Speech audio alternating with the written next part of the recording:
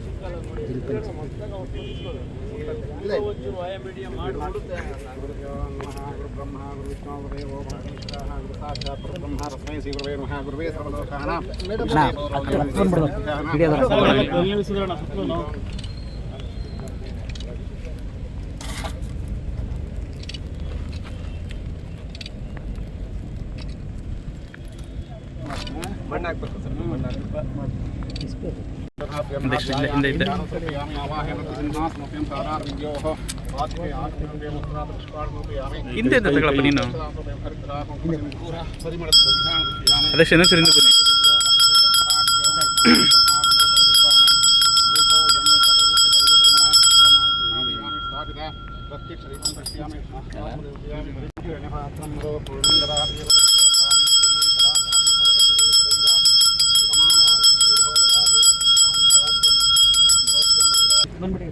Doctor जी परमेश्वर जी की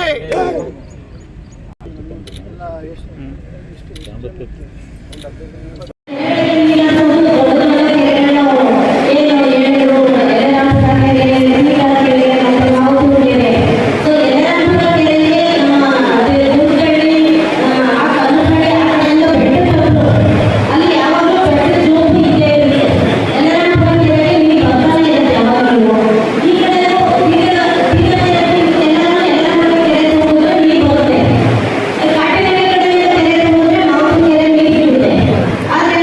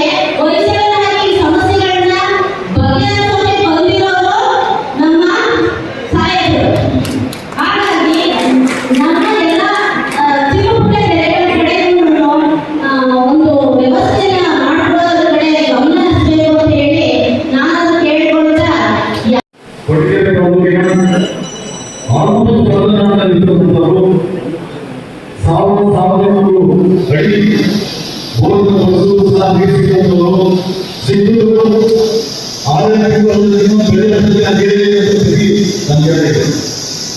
ಅನ್ನೋದೇ ಅಲ್ಲಿ ಪಶ್ಚಿಮ ಘಟ್ಟದಲ್ಲಿರ್ತಕ್ಕಂತಹ ನೀರನ್ನ ಕಳೆದು ಸಮುದ್ರಕ್ಕೆ ಸೇರಿಸುವ ಕಳೆದು ತಗೊಂಡು ಮಹಾಕಾರ್ಯ ನಾವು ಅದನ್ನು ಹೋಗ್ತಾ ಎಂದು ಕೆಲಸ ಮಾಡ್ತಾ ಇದ್ದಾರೆ.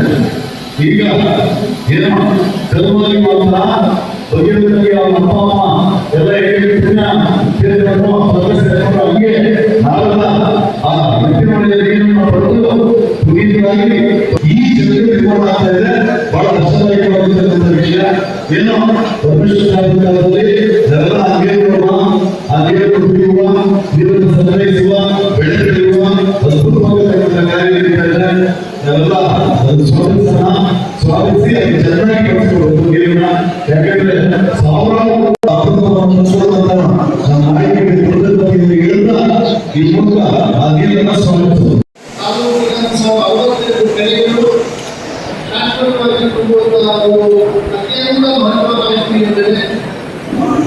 ನೀರಿನ ಆಹಾರ, ನೀರಿನ ಸಮಸ್ಯೆಗಳು ಬಯಸಿನಲ್ಲಿ ಬಂದಿದ್ದವರಿಗೆ ಇಲ್ಲಿ ಜೀವನವನ್ನು ಕಟ್ಕೊಂಡವರಿಗೆ ಗೊತ್ತಿಲ್ಲ. ಹಾಗಾಗಿ ಆ ರೀತಿಯ ಬಗೆಯ ಪ್ರಯತ್ನವನ್ನು ಸಾಯಕರು ಮಾಡಿ ಅದನ್ನು ಸಾಕಾರಗೊಳಿಸುವಂತ ಅದಕ್ಕೆ ವಿದ್ಯುಕ್ತವಾಗಿ ಒಂದು ವರ್ಷದ ತೆಗೆದುಕೊಳ್ಳದೆ ಆ ಕಾರ್ಯಕ್ರಮವನ್ನು ಸಾಕಾರಗೊಳಿಸುವಂತ ಒಂದು ಕಾರ್ಯಕ್ರಮಕ್ಕೆ ನಾವೆಲ್ಲ ಸಾಕ್ಷಿಯಾಗ್ತಾ ಇದ್ದೇವೆ. ಅದರ ಜೊತೆಗೆ ಈ ಜಿಲ್ಲೆಯ ಸರ್ವಾಂಗೀಣ ಅಭಿವೃದ್ಧಿಗೆ ಅವರ ದೂರದೃಷ್ಟಿ ಒಂದು ಕಡೆ ಆದರೆ ಹೃದಯ ಭಾಗದಲ್ಲಿರ್ತಕ್ಕಂಥ ಕೊಟ್ಟಿಗೆರೆ ತಾಲೂಕಿನ ಸರ್ವಾಭಿವೃದ್ಧಿಗೂ ಕೂಡ ಅನೇಕ ಇಲಾಖೆಗಳ ಮೂಲಕ ಅನೇಕ ಕಾರ್ಯಕ್ರಮಗಳನ್ನು ಕೊಟ್ಟಿದ್ದಾರೆ. ಅದರಲ್ಲಿ ಲೋಕೋಪಯೋಗಿ ಇಲಾಖೆ, ಗ್ರಾಮೀಣಾಭಿವೃದ್ಧಿ ಪಂಚಾಯತ್ ರಾಜ್ ಇಲಾಖೆ, ಪಂಚಾಯತ್ ಇಂಜಿನಿಯರಿಂಗ್ ವಿಭಾಗ, ಗ್ರಾಮೀಣ ಕುಡಿಯುವ ನೀರಿನ ವಿಭಾಗ, ಬೆಸ್ಕಾಂ ಹಾಗೂ ಎಲ್ಲ ಜಿಲ್ಲಾ ಮಟ್ಟಾಧಿಕಾರಿಗಳು ಬರುತ್ತಾರೆ. ಅನೇಕ ಇಲಾಖೆಗಳ ಸವಲತ್ತುಗಳನ್ನು ವಿತರಣೆ ಮಾಡುವಂಥದ್ದು ಕೂಡ ಆ ಒಂದು ಕಾರ್ಯವನ್ನು ಕೂಡ ಸಾಯಕರು ಮಾಡ್ತಾ ಇದ್ದಾರೆ. ಈ ರೀತಿ ಸುಮಾರು 450 ಕೋಟಿ ರೂಪಾಯಿಗಳ ವೆಚ್ಚದ ಅನೇಕ ಯೋಜನೆಗಳನ್ನು ಅದರಲ್ಲೂ ಏತನಿಗಾಗಿ ಯೋಜನೆ ಸುಮಾರು 300 ಕೋಟಿಗಳ ವೆಚ್ಚದ ಏತನಿಗಾಗಿ ಯೋಜನೆ ಈ ರೀತಿ ಎಲ್ಲ ಯೋಜನೆಗಳನ್ನು ಸಂಯೋಜಿಸಿ ತಾಲೂಕಿನ ಮೂಲೆ ಕಾರ್ಯಕ್ರಮಗಳನ್ನು ವಿರುದ್ಧವಾಗಿ ಪೂರ್ವಭಾವಿಯಾಗಿ ತಮ್ಮೆಲ್ಲರ ಅಭಿಪ್ರಾಯ, ಅನಿಸಿಕೆಗಳು, ಅಪೇಕ್ಷೆಗಳನ್ನು ಕೇಳಬೇಕು ಅಂತೇಳಿ ಸಾಯದ ಸೂಚನೆ ಕೊಟ್ಟಿದ್ದ ಮೇರೆಗೆ ಒಂದು ಕಾರ್ಯಕ್ರಮವನ್ನು ನಾವು ಆಯೋಜನೆ ಮಾಡಿದ್ದೇವೆ. ಈ ಕಾರ್ಯಕ್ರಮ ಎಲ್ಲ ಗೌರವಾನ್ವಿತ ಅಧ್ಯಕ್ಷರು, ಉಪಾಧ್ಯಕ್ಷರು ಹಾಗೂ ಸರ್ವ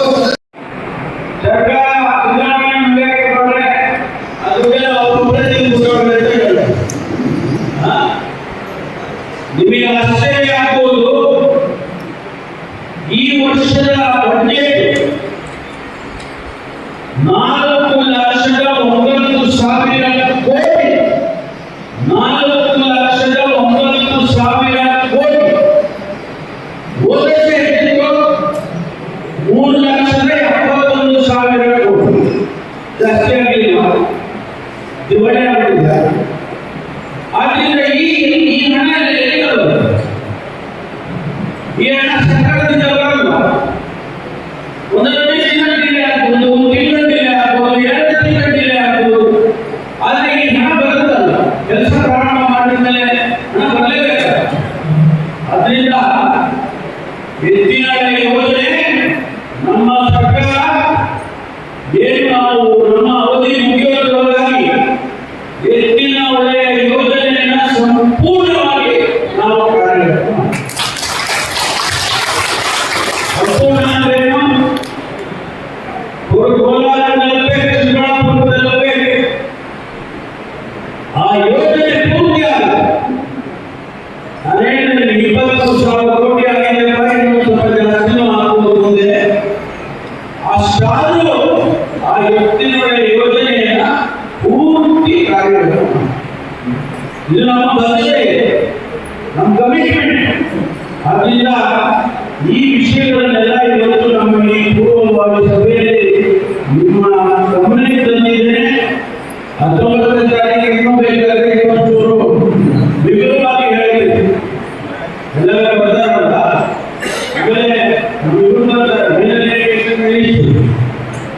ಮಾನ್ಯ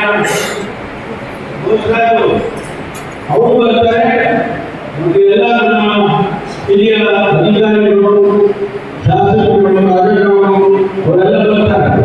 ಹಾಗಾಗಿ ಈ ಕಾರ್ಯಕ್ರಮ ತಾವೆಲ್ಲ ಎಲ್ಲರೂ ಯಶಸ್ವಿ ಮಾಡಬೇಕು. ಇದಕ್ಕೆ ಚಾಲನೆ ಕೊಡಬೇಕು ಅಂತ ಹೇಳಿ ನಾವೇ ತೀರ್ಮಾನ ಮಾಡಿದ್ದೇವೆ. ಆ ಕಾರ್ಯಕ್ರಮದಲ್ಲಿ ನಾವು ಸುಮಾರು 453 ಕೋಟಿ ರೂಪಾಯಿಗೆ ಅವತ್ತು ನಾವು ಚಾಲನೆಯನ್ನು ಕೊಡ್ತಾ ಇದ್ದೇವೆ. ಅದರಲ್ಲಿ ನೀರಾವರಿ ಇಲಾಖೆಗೆ ಸುಮಾರು 288 ಕೋಟಿ ಕೃಷ್ಣಾಂಶಗಳು 288 ಲೋಕೋಪಯೋಗಿ ಇಲಾಖೆಗೆ ಸುಮಾರು 3,034 ಕೋಟಿ 34.99 ಕೋಟಿ ಅಂದ್ರೆ 34.74 ಒಂದು ಪಾಯಿಂಟ್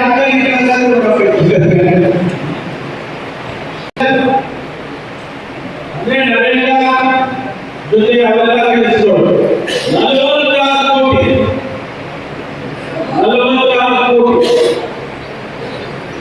ಗ್ರಾಮೀಣ ಕುಡಿಯುವ ನೀರು ಮತ್ತು ನೈರ್ಮಲ್ಯ ಅದು ಸುಮಾರು 3,034 ಕೋಟಿ 3,000 ಲಕ್ಷ.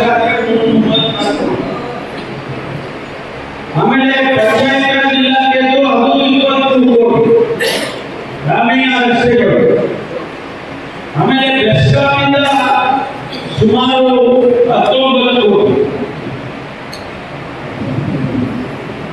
ಸವಲತ್ತುಗಳು ಕೊಡ್ತೀವಿ.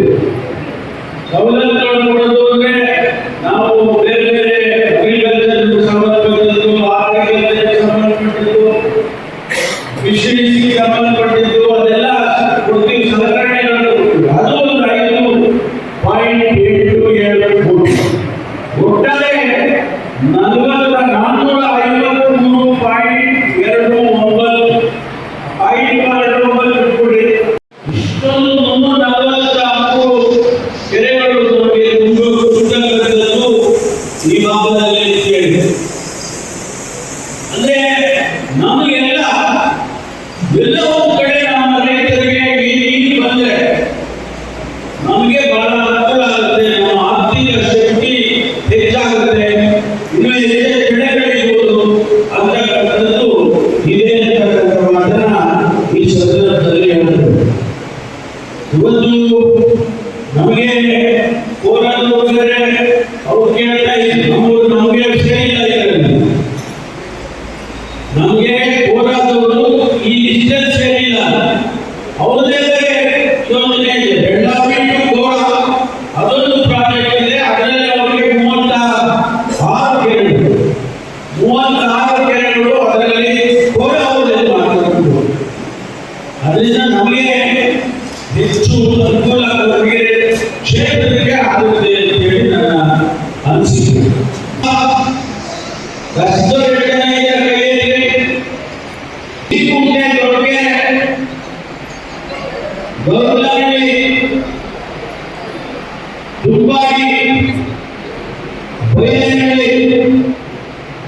ತುಂಬಾಗಿ ಹರೆಗೆ ಕಮಲನಿ ಮುಂದಕ್ಕೆ ಮಲ್ಲೇಶ್ವರ ಕೆರೆ, ಹೆಗ್ಗಾರಳ್ಳಿ ಕೆರೆ,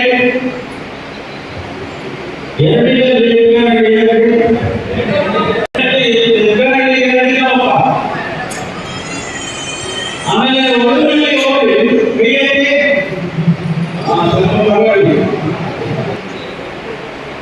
ಒಳಗಡೆಯಲ್ಲಿ ಅತ್ತಿರಾಂಪುರ ಕೆರೆ, ಸೋಂಪುರ ಕೆರೆ, 826 ಲಕ್ಷ ನೀರನ್ನ ಅಲೋಕೇಶನ್ ಕೆಲವು ಸಂದರ್ಭ ಏನಾಗುತ್ತೆ ಅಂದ್ರೆ ನೀರು ಸೇರಿಸ್ಕೊಂಡ್ಬಿಡ್ತೀವಿ, ನೀರು ಅಲಂಕರಿಸಿರಲ್ಲ. ಆದರೆ ಈ ಸರ್ಕಾರದಿಂದ ಇಲಾಖೆಯಿಂದ ನೀರು ಕೂಡ ಅಲೋಕೇಶನ್ ಆಗಿದೆ. ಆದ್ರಿಂದ ನಮಗೆ ನೀರು ಬರೋದು ಗ್ಯಾರಂಟಿ ಅನ್ನುವುದನ್ನ ನಾನು ನಮಗೆ ಹೇಳಲು ಬಯಸುತ್ತೇನೆ. 1191 ಹೆಕ್ಟೇರ್, ಅದರಲ್ಲಿ ಸುಮಾರು 18,000 ಕಡ್ಮಿ ಗಿಡಗಳಿಂದ 3,349 ಸಾಧ್ಯತೆ ಇದೆ ಅನ್ನೋದನ್ನ ನಾನು ತಮಗೆ ತಿಳಿಸ್ತಾ ಇದ್ದೇನೆ. ಅದರಿಂದ ತಾವೆಲ್ಲರೂ ಏನು ನಮ್ಮ ತಾಲೂಕಿಗೆ ನೀರಾವರಿ ಆಗಬೇಕು ಅಂತ ಬಹಳ ಬೇಡಿಕೆ ಇತ್ತು, ಒತ್ತಾಯ ಇತ್ತು. ಅದನ್ನ ನನ್ನ ಕೈಲಾದಷ್ಟು ಮಟ್ಟಿಗೆ ಕಾರ್ಯಗತ ಮಾಡೋದಕ್ಕೆ ಪ್ರಯತ್ನ ಮಾಡಿದ್ದೀನಿ. ನಾವು ನಾವು ಎಲ್ಲ ಸರ್ಕಾರ ಇದನ್ನ ನಾವೆಲ್ಲ ಮಾಡಿದ್ದೇವೆ ಅನ್ನುವಂಥದ್ದು. ಹಾಗಾಗಿ ಇವತ್ತು ನನ್ನ ಜವಾಬ್ದಾರಿ, ನನ್ನ ಜವಾಬ್ದಾರಿಯನ್ನ ಇವತ್ತು ನಾನು ಮಾಡಿದ್ದೇನೆ ಅಂತ ಹೇಳಿ ನಾವೆಲ್ಲರೂ ಪಾದಯಾತ್ರೆ ಮುಗಿಸಲು ನನ್ನ ಜೀವನದಲ್ಲಿ ಯಾವಾಗಲೂ ಅಷ್ಟೊಂದು ಕಷ್ಟ ಅನುಭವಿಸಿರಲಿಲ್ಲ. ನಾವು ಹೊಸಪೇಟೆಯಿಂದ ಪ್ರಾರಂಭ ಮಾಡಿ ಹೋದಾಗ ಆ ದಾರಿಯಲ್ಲಿ ಒಂದು ಕುಚ್ಚು ಗಿಡ ಕೂಡ ಸಿಗಲಿಲ್ಲ. 100 ಕಿಲೋಮೀಟರ್ ಬರೀ ಮೇಲೆ ಬಿಸಿಲು, ಕೆಳಗಡೆ ಹಾಲು ಸುತ್ತಾ ಇದೆ. ಎಲ್ಲರೂ ಕೂಡ ಮೊದಲು ಕೂಡಲ ಸಂಗಮ ತಲುಪುವವರೆಗೆ ನಮ್ಮ ಕತೆ ಮುಗಿದೋಗಿದೆ. ಯಾರೋ ಏನು ಗೊತ್ತಿಲ್ಲ, ಕೂಡಲ ಸಂಗಮ ತಲುಪಿದ್ರು. ಇನ್ನೇನು 5 ಕಿಲೋಮೀಟರ್ ಇದೆ, ಸುದ್ದಿ ಬಂದು 15 ಕಿಲೋಮೀಟರ್ ನಾವು ನಿಲ್ಲಿಸ್ತೀವಿ. ಪಾದಯಾತ್ರೆ ನಿಲ್ಲಿಸಲಿಲ್ಲ. ನಾವು 5 ಕಿಲೋಮೀಟರ್ ಮುಗಿಸ್ಬಿಟ್ಟು ಅಲ್ಲೇ ಅವರಿಗೆ ಅವರ ಫೋಟೋ ಇಟ್ಟು ನಾವು ಅಲ್ಲೇ ಅವರಿಗೆ ಗೌರವ ಸಮರ್ಪಣೆ ಮಾಡೋದು. ಅವತ್ತು ನಾನು ಸಿದ್ದರಾಮಯ್ಯನವರು ಇನ್ನು ಮುಖ್ಯಮಂತ್ರಿ ಆಗಿರಲಿಲ್ಲ. ನಾನು ಪ್ರದೇಶ ಕಾಂಗ್ರೆಸ್ ಸಮಿತಿಯ ಅಧ್ಯಕ್ಷ, ಸಿದ್ದರಾಮಯ್ಯನವರು ಸಿಎಂಪಿ ನಾಯಕರು. ನಾವಿಬ್ಬರು ತೆಂಗಿನಕಾಯಿ ಹಿಡ್ಕೊಂಡು ಆ ಕೂಡಲ ಸಂಗಮದಲ್ಲಿ ಬಸವಣ್ಣನ ಆಯ್ಕೆಗೆ ಸಿದ್ಧರಾಗಿದೆ. ನೀವು ನೋಡಿದ್ರಲ್ಲ, ಕೂಡಲ ಸಂಗಮ ಬಸವಣ್ಣನವರ ಆಯ್ಕೆಗೆ ಸಿದ್ಧ. ಅಲ್ಲಿ ತೆಂಗಿನಕಾಯಿ ಹಿಡ್ಕೊಂಡು ಪ್ರಮಾಣ ಮಾಡೋದು. ನಾವಿಬ್ಬರು ಏನಂತ ಪ್ರಮಾಣ ಮಾಡೋದು ಅಂದ್ರೆ, ನಮ್ಮ ಪಕ್ಷ ಸರ್ಕಾರಕ್ಕೆ ಬಂದ್ರೆ, ಆಡಳಿತಕ್ಕೆ ಬಂದ್ರೆ ಪ್ರತಿ ವರ್ಷ 10,000 ಕೋಟಿ ರೂಪಾಯಿ ಖರ್ಚು ಮಾಡ್ತೀವಿ. ಪ್ರತಿ ವರ್ಷ 10,000 ಕೋಟಿ ನೀರಾವರಿಗೆ ಖರ್ಚು ಮಾಡ್ತೇವೆ ಅಂತ ಹೇಳಿ ಪ್ರಮಾಣ ಮಾಡೋದು ಸರ್ಕಾರ.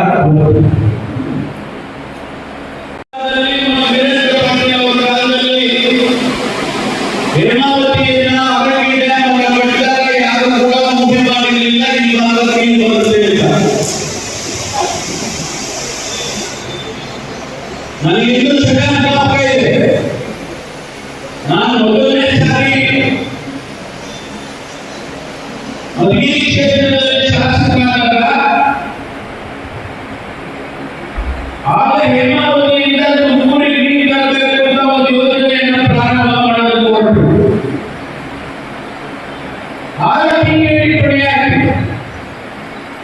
ಚಂದ್ರಲ್ಲಿ ಇಟ್ಕೊಂಡ್ಬರ್ತಾರೆ, ಬಕೆಟಲ್ಲಿ ಇಟ್ಕೊಂಡ್ಬರ್ತಾರೆ. ತುಮಕೂರಿಗೆ ಹೇಮಾವತಿ ನೀರು ತರಲು ಟೀಕೆ ಮಾಡಿದ್ರು ಕೇಳಿದೆ ನಾನು. ಆದ್ರೆ ಅದೇ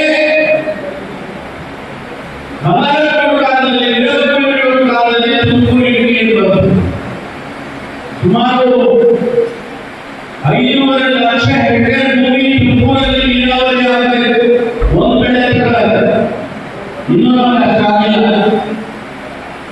ಆದ್ರೆ ಹೇಮಾವತಿಗೆ ಇವತ್ತು ನೀವು ತುಬೇಕೆರೆ ತಾಲೂಕಿನಲ್ಲಿ ಹೋದ್ರೆ, ಗುಬ್ಬಿ ತಾಲೂಕಿನಲ್ಲಿ ಹೋದ್ರೆ ಅತಿ ಹೆಚ್ಚು ನೀರಾವರಿ ಎಲ್ಲ ಆಗಿದೆ ಅಂದ್ರೆ ಹೇಮಾವತಿ ನೀರಿನಿಂದ ಆಗಿದೆ. ಅವ್ರು ಮುಂದೆ ಕರ್ನಾಟಕದಲ್ಲಿ ನೀರಾವರಿಗೆ ಹೆಚ್ಚು ಆದ್ಯತೆಯನ್ನು ನಾವು ಸರ್ಕಾರಗಳು ಕೊಡ್ತಾ ಇದ್ದೇವೆ. ನಾನು 2010ರಲ್ಲಿ ಪ್ರದೇಶ ಕಾಂಗ್ರೆಸ್ ಸಮಿತಿ ಅಧ್ಯಕ್ಷನಾದೆ. 2012ರಲ್ಲಿ ಒಂದು ಪಾದಯಾತ್ರೆ ಮಾಡಿದೆ.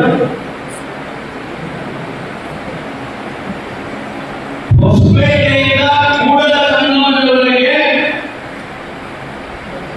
ಪಾದಯಾತ್ರೆ ಮಾಡಿದೆ. ಕಾಂಗ್ರೆಸ್ ಕಡೆಗೆ, ಕೃಷ್ಣಯ್ಯ ಕಡೆಗೆ ನಾನೇ ಅದನ್ನ ಹೆಸರಿಟ್ಟಿದ್ದೆ. ಕಾಂಗ್ರೆಸ್ ಕಡೆಗೆ, ಕೃಷ್ಣಯ್ಯ ಕಡೆಗೆ. ಕೃಷ್ಣಾ ನದಿ ನೀರಲ್ಲಿ ಗವರ್ಮೆಂಟ್ ಆಗಿದ್ದ 259 ಟಿಎಂಸಿ ನೀರು ಬದಲಾಗ್ತಾ ಇದೆ.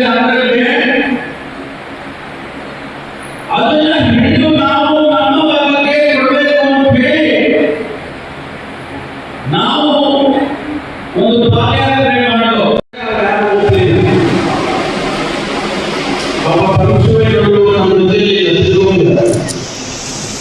ಅದನ್ನ ನಾವು ನಮ್ಮ ಸರ್ಕಾರದ ನಾವೇ ಯೋಚನೆ ಮಾಡೋದು ಅಂದ್ರೆ ಅಲ್ಲಿ ಒಂದು ಸಣ್ಣ ಹೊಳೆ ಹರಿತಾ ಇದೆ, ಎತ್ತಿನ ಹೊಳೆ. ಆ ಎತ್ತಿನ ಹೊಳೆಯ ಅದು ಘಟ್ಟದ ಮೇಲೆ ಇದೆ. ಅದನ್ನ ನಾವು ತಗೊಂಡು ಹೋಗ್ತೀವಪ್ಪ, ಅದಕ್ಕೆ ಅಧ್ಯಕ್ಷತೆ ಇಲ್ಲ. ಅವರು ಏನು ಜಾರಿ ಮಾಡಲಿಲ್ಲ, ನಾವು ಕೂಡ ಏನು ಮಾಡೋದು ತೊಂದರೆ ಆಗೋದು. ಆ ಎತ್ತಿನ ಹೊಳೆಯನ್ನ ಆ ನೀರನ್ನು ನಾವು ತಗೊಂಡು ಹೋಗ್ತೀವಿ. ವೈಜ್ಞಾನಿಕವಾಗಿ ನಾವು ಯೋಚನೆ ಮಾಡಿ ನಾವು ಅಲ್ಲಿ ಆ ವೈಜ್ಞಾನಿಕವಾಗಿ ತಿಳ್ಕೊಳ್ಳೋಕೆ ಹೋದಾಗ ಅಲ್ಲಿ ಒಂದು 24 ಟಿಎಂಸಿ ಸಿಗುತ್ತೆ ಅಂತೇಳಿ ನಮ್ಮ ತಜ್ಞರು ಹೇಳಿದ್ರು. ಎಲ್ಲಿ ಸಕಲೇಶ್ವರದ ಹತ್ರ ಆ 24 ಟಿಎಂಸಿ ನೀರು ನಾವು ಈ ಕಡೆ ತರಬಹುದು. ಅದಕ್ಕೆ ಒಂದು ಪ್ರಾಜೆಕ್ಟ್ ಮಾಡೋದು. ಅಷ್ಟೊಳಗೆ ಕೋಲಾರದವರು, ಚಿಕ್ಕಬಳ್ಳಾಪುರದವರು, ತುಮಕೂರಿನವರು ಸ್ವಲ್ಪ ಕಡಿಮೆ ವಾಯ್ಸ್ ಮಾಡಿದ್ರು. ಇಲ್ಲೆಲ್ಲ ನಮಗೆ ನೀರು ಬೇಕು, ನಮಗೆ ನೀರು ಬೇಕು ಅಂತ ಹೇಳಿ ಕೋಲಾರ, ಚಿಕ್ಕಬಳ್ಳಾಪುರ ಮಾತ್ರ ಹೆಚ್ಚು ಮಾಡಿದ್ರು. ನಾವು ಅದನ್ನು ಅಂದಾಜು ಮಾಡಿದ್ವು. ಆ ಪ್ರಾಜೆಕ್ಟ್ ಅಂದಾಜು ಮಾಡಿದ್ವು. 13,500 ಕೋಟಿ ರೂಪಾಯಿ. ಎಷ್ಟು? 13,500 ಕೋಟಿ. ಬಹಳ ಧೈರ್ಯ ಮಾಡಿ ಸಿದ್ದರಾಮಯ್ಯವರು ಅದನ್ನು ಒಪ್ಪಿದ್ರು, ಸಂಪುಟಗಳು ಒಪ್ಪಿದ್ರು. ಆಗ ನಾವು ಅಡಿಗೆ ಹಾಕಿದ್ದು ಇಲ್ಲಿ ಚಿಕ್ಕಬಳ್ಳಾಪುರದಲ್ಲಿ 13,500 ಕೋಟಿ ರೂಪಾಯಿ ಯೋಜನೆ, ಎತ್ತಿನ ಯೋಜನೆ ಅಂತ ಹೇಳಿ ಹೇಳಿದ್ದಾರೆ. ಅದಕ್ಕೆ ಹಣ ಬಿಡುಗಡೆ ಮಾಡಕ್ಕೆ ಶುರು ಮಾಡಿದ್ರು ನಮ್ಮ ಸರ್ಕಾರ.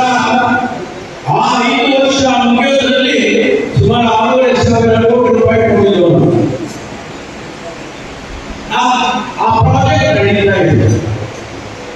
ಈಗ ಎಷ್ಟಾಗಿದೆ ಅಂದ್ರೆ ಸುಮಾರು 23,000 ಕೋಟಿ ಆಗಿದೆ. 13,000 ಹೋಗಿ 23 ಆಗಿದೆ.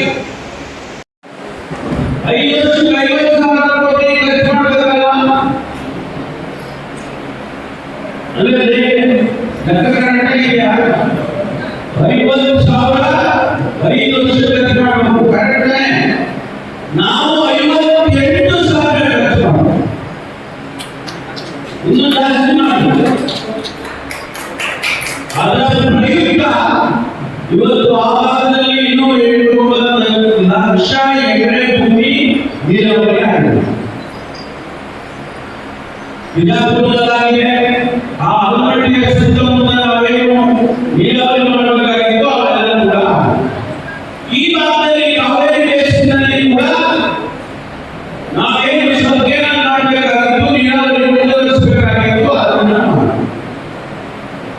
ಅದೇ ಸಂದರ್ಭದಲ್ಲಿ ನಾವು ಸರ್ಕಾರದಲ್ಲಿ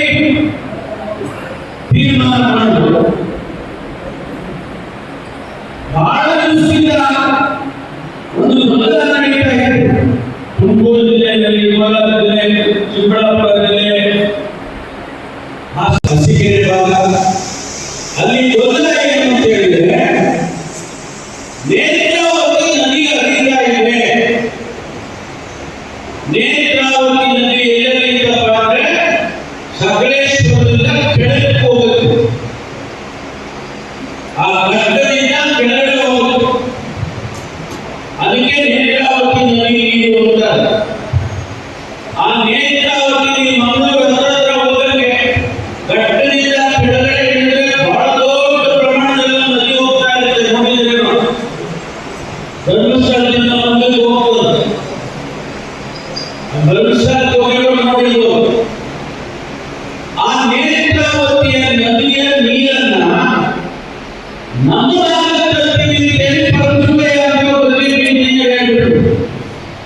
ನೇತ್ರಾವತಿ ತಿರುವು ತಿರುಗಿಸ್ಕೊಂಡು ನದಿಗೆ ಬಂದ ಸ್ನೇಹಿತರೆ ಅವರೇ ಮಾಡಿದ್ರು. ಈಗಾಗಲೇ ಇನ್ನೊಂದು ಸಂಘ ಮಾಡಿದ್ರೆ ಕಾರ್ಯಕ್ರಮ ನೇತಾಕ್ತೀವಿ. ನಮಗಿರುವಂತಹ ನೀರು ನಮ್ಮ ಉದ್ದೇಶ TMC ನೀರು ಹರಿದು ಹೋಗ್ತಾ ಇದೆ. ವಿಷಯಗಳನ್ನ ನಮ್ಮ ಗಮನಕ್ಕೆ ತರಬೇಕು ಅಂತ ಹೇಳಿದ್ದಾರೆ. ನಮಗೆ ನೀರಾವರಿ ಬಹಳ ಮುಖ್ಯ. ನೀರಾವರಿ ಇದ್ರೆ ಮನುಷ್ಯರಿಗೆ ವಿಶೇಷವಾಗಿ ರೈತರಿಗೆ ಬಹಳ ಸಹಾಯ ಆಗುತ್ತೆ ಮತ್ತು ನಮ್ಮ ಸಮಾಜಕ್ಕೆ ಒಳ್ಳೆಯದಾಗುತ್ತೆ. ಒಂದು ವೇಳೆ ನಾವು ಸಾಮಾನ್ಯವಾಗಿ ಮಳೆಯಿಂದ ಬೆಳೆ ತೆಗೆಯುವುದು ನಮ್ಮ ಈ ರಾಜ್ಯದಲ್ಲಿ ಸುಮಾರು 1,28,00,000 ಹೆಕ್ಟೇರ್ ಭೂಮಿ ಇದೆ.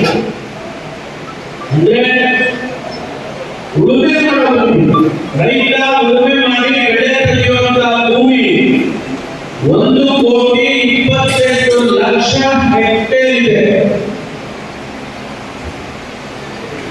ಅದರಲ್ಲಿ ಟೋಟಲ್ ಭೂಮಿ ಇರುವಂತಹ ಗಡಿಯಲ್ಲಿ ಅದರಲ್ಲಿ ನೀರಾವರಿ ಇರೋದು ಎಷ್ಟಪ್ಪ ಅಂತ ಹೇಳಿದ್ರೆ ಕೇವಲ 42.32 ಲಕ್ಷ ಹೆಕ್ಟೇರ್ ಮಾತ್ರ. 42.32 ಲಕ್ಷ ಹೆಕ್ಟೇರ್ ಮಾತ್ರ ಸಾಲವಿಲ್ಲ. ನಮಗೆ ಹಿಂದೆ ನಮ್ಮ ಭೂಮಿಗಳು ನೀರಾವರಿ ಯೋಜನೆಯನ್ನು ಮಾಡುವಾಗ ನಮಗಿಷ್ಟು ಇರಲಿಲ್ಲ. 60ರ ದಶಕದಲ್ಲಿ ಲಾಲ್ಬಹದ್ದೂರ್ ಶಾಸ್ತ್ರಿ ಅವರು ಆಲ್ಮಟ್ಟಿ ಡ್ಯಾಮಿಗೆ ಅಡಿಗಲ್ ಹಾಕುವಾಗ ಯಾರು ಊಹೆ ಮಾಡಿರಲಿಲ್ಲ 22 ಲಕ್ಷ ಹೆಕ್ಟೇರ್ ಭೂಮಿ ನೀರಾವರಿ ಆಗುತ್ತೆ. KRS ಕಟ್ಟಿದಾಗ ವಿಶ್ವೇಶ್ವರಯ್ಯನವರು ಮಂಡ್ಯ ಜಿಲ್ಲೆಗೆಲ್ಲ ನೀರಾವರಿ ಆಗುತ್ತೆ ಅಂತ ಯಾರು ಊಹೆ ಮಾಡಿರಲಿಲ್ಲ. ಕೊರಟಗೆರೆ ತಾಲೂಕಿಗೆ ರೆಸ್ಪೆಕ್ಟ್ ಮಾಡ್ತಾರೆ. ಸುಮಾರು 70 ಕೆರೆಗಳಿಗೆ ಕುಡಿಯುವ ನೀರನ್ನು ನೀಡತಕ್ಕಂಥ ಒಂದು ಯೋಜನೆ ಸರ್ಕಾರದ ಹಂತದಲ್ಲಿ ಈಗಾಗಲೇ ಮಂಜೂರಾಗಿದೆ. ಸುಮಾರು 288 ಕೋಟಿ ರೂಪಾಯಿ ಇದಕ್ಕೆ ಅನುಮತಿಯನ್ನು ಕೊಟ್ಟಿದ್ದಾರೆ. ಸಂಪುಟದಲ್ಲಿ ಕೂಡ ಅನುಮತಿ ಆಗಿದೆ, ಸರ್ಕಾರಿ ಆದೇಶ ಆಗಿದೆ. ಅದಕ್ಕೆ ಚಾಲನೆ ಕೊಡೋದಕ್ಕೆ ಕೆಲಸಗಳನ್ನು ಪ್ರಾರಂಭ ಮಾಡೋದಕ್ಕೆ 19ನೇ ತಾರೀಕು ಒಂದು ಕಾರ್ಯಕ್ರಮವನ್ನು ಏರ್ಪಾಡು ಮಾಡಿದ್ದೇವೆ. ಈ ಭಾಗದ ರೈತ ಸಮುದಾಯದ ಎಲ್ಲರೂ ಕೂಡ ಕಾರ್ಯಕ್ರಮಕ್ಕೆ ಬರಬೇಕು. ಯಾರ್ಯಾರು ಬೆನಿಫಿಷಿಯರೀಸ್ ಫಲಾನುಭವಿಗಳಿದ್ದಾರೆ ಅವರೆಲ್ಲರೂ ಕೂಡ ಭಾಗವಹಿಸಬೇಕು ಅಂತೇಳಿ ಇವತ್ತು ಪೂರ್ವಭಾವಿ ಸಭೆಯನ್ನು ಮಾಡಿದ್ದೇವೆ. ಬಹುಶಃ ಈ ಭಾಗಕ್ಕೆ ನಮ್ಮ ತಾಲೂಕಿಗೆ, ನಮ್ಮ ಕ್ಷೇತ್ರಕ್ಕೆ ಮಧುಗಿರಿ ಪುರವರನ್ನು ಸೇರಿ ಸುಮಾರು 106 ಕೆರೆಗಳು ನಮ್ಮ ಕ್ಷೇತ್ರದಲ್ಲಿ ಕುಡಿಯುವ ನೀರಿಗೆ ಆಗುತ್ತೆ. ಅದರಿಂದ ಇದು ಒಂದು ಹೊಸ ಅಧ್ಯಾಯ ನಮ್ಮ ಭಾಗದಲ್ಲಿ ನೀರಾವರಿ, ವಿಶೇಷವಾಗಿ ಕುಡಿಯುವ ನೀರಿನ ಸಮಸ್ಯೆ ಬಗೆಹರಿಯುತ್ತದೆ. ಸರ್ಕಾರ ಹಣ ಬಿಡುಗಡೆ ಮಾಡಬೇಕು.